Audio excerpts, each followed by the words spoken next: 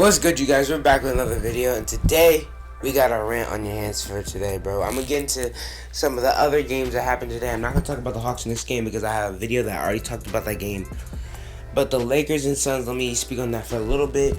The Lakers look completely different without Anthony Davis, and came out in the second half and just they weren't anything. LeBron has to be more. He has to be more dominant. He has to have the ball in his hands more and stop being so passive and stop probing as much. You can't probe no bro, especially if Anthony Davis is not playing. And I don't think he did that enough. And a couple times he did, he scored and he was successful. He just didn't do it that much. Then Shooter didn't have a great game. Kuzma got to step it up. Gasol, give Gasol more minutes. He's a great player when the minutes he gets. They need Pope and they need Davis. That's all I got for that game. And Chris Paul, obviously the team is different when Chris Paul's on the floor. That's no surprise. And shout out to DeAndre Ayton with another decent game, and D-Book as well. Let's get to this Nets Celtics game. I didn't watch it because I was going to the Mavs game, and I'll talk about that in a little bit. I went to game 4 of the Dallas Mavericks game, so I didn't watch it. But all I got to say is that Boston Celtics fan that threw all that stuff, through the bottle at Kyrie Irving, you're a clown. I'm glad you got caught and got arrested, it seems like. So shout out to the Boston police and the Boston Celtics for doing that. And those fans are clowns, bro. That dude just put up 30 on y'all and y'all mad. I know y'all ain't mad about him stomping on the logo after I've been talking crazy about him on Twitter for the last few weeks and like getting ready for him to come and booing him every time he touches the ball, and y'all get mad and sensitive when he steps on y'all's logo. Y'all are weird. Y'all are bold and y'all are sensitive. Which one is it, bro? That's all I got for those 2 games. Now let's get into what y'all wanted. Talking about this Mavs Clippers game. If you like this type of content, I can sub in the video if you haven't already. Let's get right into it. Man, the Mavs played one of the worst games I've ever seen them play. 17% from 3 and below 40% from the field. Now let's talk about the role players before we talk about the big dogs, the ones that are always supposed to show up, the haymakers. Let's talk about some of the role players. Josh Richardson didn't come to play. Dorian Finney-Smith didn't come to play. Maxi Kleber didn't come to play. Timmy Hardaway Jr. didn't come to play, although he did look a little bit shaken up. Jalen Brunson didn't come to play for the most part, only hitting that 3 at the end of the quarter and a couple nice plays. Those 5 players need to play, at least 2 of them need to play good every single night, and we had 0 of them tonight. Maxi Kleber, we can't have a starter score 0 points. That's a recipe for disaster. And you're not an honorary starter like Elfrid Payton was for the Knicks when he was starting. The starting began like 11-12 minutes. You're getting like 30 plus minutes every single night, and you cannot score 0 points and also get 4 fouls and getting torched by Kawhi. I understand you're getting torched by Kawhi, but at least chip in 10 points if you're going to. I know Kawhi and PG are going to do what they do, bro. I know that, and that's what makes me so mad. And Ivica Zubac, are you that bad? Because please tell me. Because as soon as they take you out the lineup, they win 2 games. Are you that bad? Are you the reason why they lost? Because if so, then the Mavs are screwed. Because they're only playing you when we put Boban in the game, and you're getting cooked by Boban too. So just tell me if you're that bad. If you're that bad, then we're screwed, and the only adjustment they need to make is taking you out of the lineup for the most part and only putting you in when Boban comes into the game. Batum shot well today. Moore shot well today. Jackson shot well today. And you know what Kawhi and PG are going to do. Either there was no playoff P today, and Kawhi did what he does every single game this series. Man, it was really bad. It was really, really bad. Rondo played good today. I don't know why we still boo him, but that's another story for another day. But what I gotta talk about is maybe I'm a curse. I went to both Game 3 and Game 4 of this Dallas Mavericks series, and we lost both of them. Now maybe that's just because Luka played bad in the second game, and also we've just been a bad home team the entire year, or I should never go to a playoff game ever again because I want to see the Mavs succeed. Hopefully it's the first of the 2 because I love the atmosphere of Dallas Mavericks games. The fans are crazy. The fans. I'm glad they're not as rowdy as some Celtics and Philly, but they can get up there. They say some pretty ruthless things. I heard today. It was kind of sad to hear and stuff like that. But fans are gonna be fans. I'm not involved in that, and I'll never be involved in that. I don't even boo when they boo for Rajon Rondo because that was 4 or 5 years ago, and he only played for us for 1 season. Are y'all that butthurt? Anyway. let's talk about the people that y'all came here for me to talk about, and that is Luka Doncic and Kristaps Porzingis. Shout out to Boban though for having good minutes though. Kristaps and Luka, man. Kristaps played better than he had in the first 2 games, but he still has to play better for this team to succeed. And Luka just didn't look like from the start of the game, bro. He did not look like his ball handling wasn't right, his passing wasn't right, his shooting, his step back definitely wasn't right. I know his neck is hurt, but he like if you gotta get to the rim more, you know what I'm saying. He wasn't getting to the rim enough, just getting a couple of nice layups.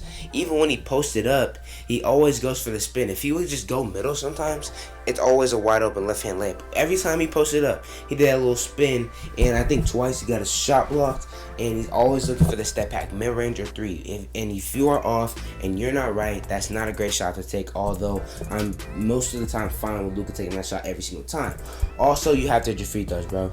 Boban can't hit more free throws in the game than you ever. That's unacceptable, bro. Boban hit those free throws, and I heard people telling you for Boban to teach you how to shoot free throws. A 7'4" dude should not be able to shoot better from the line than you.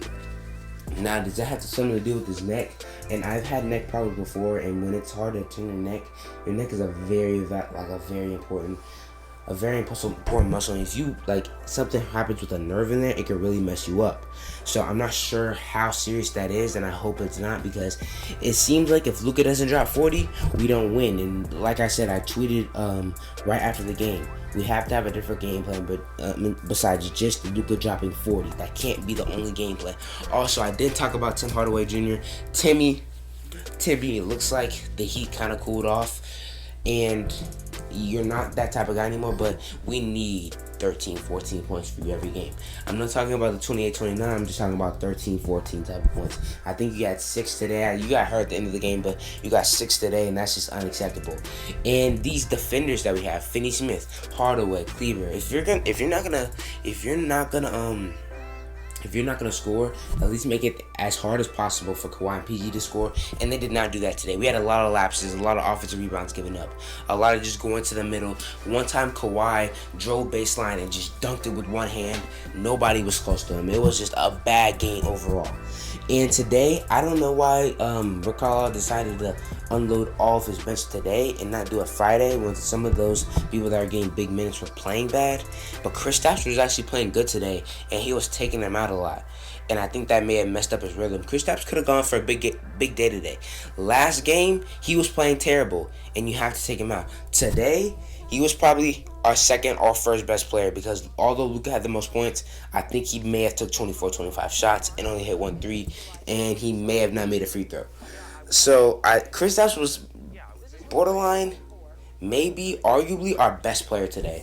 And you can't be taking that out. You can't be taking him in and out. He was taking it out a lot when Zubac was in the game. Actually, Boban would come in the game. Zubac would quickly come in, and Boban fouled out Zubac very, very quickly. And I was talking about that. You put Boban in for 4 or 5 minute stretches, you get people in foul trouble. He gets easy 2-point buckets and may be able to get you back in the game. And he was probably our third best player today. And if Boban is the nicest person in the league, the most lovable person in the league. But if Boban is a top 3 player for your team, you're going to get blown out by 25. And that's what happened today. That's exactly what happened today. Love Boban, love the minutes. But Finney Smith, you got to step up. Kleber, you have to make a 3. You have to make one. You can't miss all of your 3s, bro. I'm not sure what happened to Dwight Powell. My parents are pretty upset about Dwight Powell not playing because he plays with a lot of energy and was decent last year as a starter before he tore his ACL. So I'm not sure why he's not getting any minutes. Not any minutes, especially with Kleber playing that bad. You put Porzingis at the center and Powell there. Powell probably in the dunker spot and Porzingis on the corner as a 3-point shooter in Kleber's place. Powell at the dunker spot, I feel, is a really, really good idea. Especially with Cauley-Stein not playing well either. I'm not sure if Cauley-Stein got in the game today. He may have, but Boban played a lot today. And I think that was a good adjustment because even when Zubac was in the game, Boban was getting a couple buckets. I think he finished the game with 12 points. But I don't like how Carlisle emptied the bench today. Like, why'd you do it today? We know Paul George, we know Kawhi. They're gonna go crazy. We gotta stop Morris. Batum can't do anything with us. Jackson had a really, really good game. Rondo can't get any points on us. I'm sorry. You can't let Rondo go right past you, Kleber. Literally, even Kleber was backed up because Rondo can't shoot, and Rondo went right past him. And listen, that's supposed to be one of our best defenders. He's the one that's guarding Kawhi. I don't know what we do at this point. Honestly, Luka may be just as good as a defender as Kleber. But it's just that he spends so much time on the offensive end, he just can't guard Kawhi. It's just impossible. Kawhi and PG have each other. Luka needs somebody every night like a Kawhi and PG to be that type of person. And that requires a lot of people to play out of their skin and not how they usually play. That requires Tim Hardaway to look like a star. Kristaps maybe one day looks like his former self. I don't know who else. Jalen Brunson looks like a 6th man of the year. People have to play out of their skin to be to where the Clippers are at already. You know what I'm saying? And that's a hard thing to ask for. Or Luka has to play like the greatest player of all time. That's even playing out of his skin, even though he has the potential to be one of the greatest players of all time. It's really weird, and when that happens, it's hard to win a series. But I'm really, really hopeful because we are one of the worst home teams in the league, and maybe we can get back to LA. And we know not a lot of people are going to go to the Clippers game. Hopefully not. Maybe after these 2 games, Clippers fans are coming out of the woodworks. I'm not sure. But that last game, it was pretty quiet in there, and the only 2 people I saw was Patrick Mahomes and Dirk. So hopefully the Clippers don't have that many fans once again. We go into LA kind of like a scrimmage, kind of like the bubble, win another game, come back to Dallas and win that. That's what I'm hoping for, because I won't be at the Mavs game on Friday. I can't go.